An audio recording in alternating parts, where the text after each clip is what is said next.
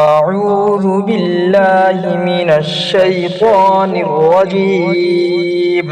بسم الله الرحمن الرحيم. والنازعات غرقا والناشطات نشطا والسابحات سبحا فالسابقات سبقا فالمدبرات أمرا يوم ترجف الراجفة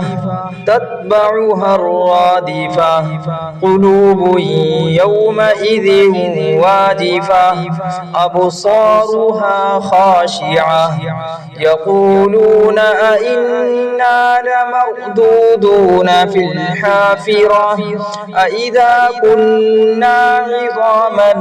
نخرة قالوا تلك إذا كرة خاسرة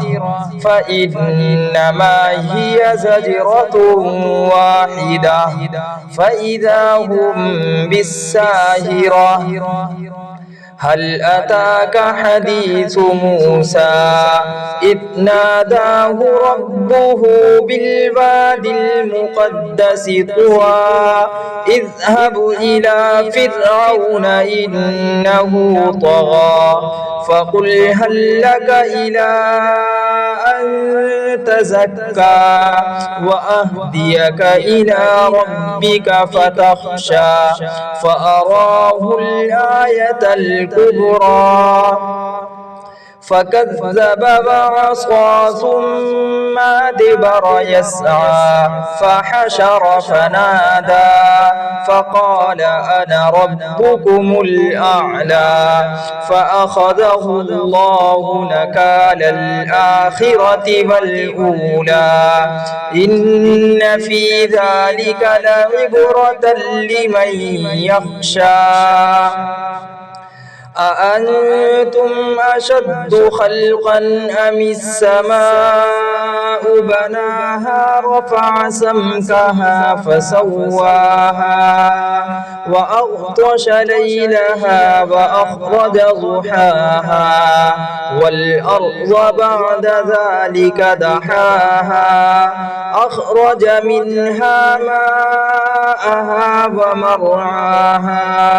والجبال أرساها متاعا لكم ولأنعامكم فإذا جاءت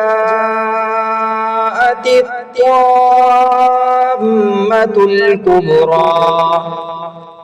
يوم يتذكر الإنسان ما سعى وبرزت الجحيم لمن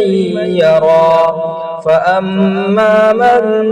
طغى وآثر الحياة الدنيا فإن الجحيم هي المأوى وأما من خاف مقام ربه ونهى النفس عن الهوى فإن الجنة هي المأوى يسألونك عن الساعة أيان مرساها فيما أنت من ذكراها إلى ربك منتهاها إنما أنت منذر من يخشاها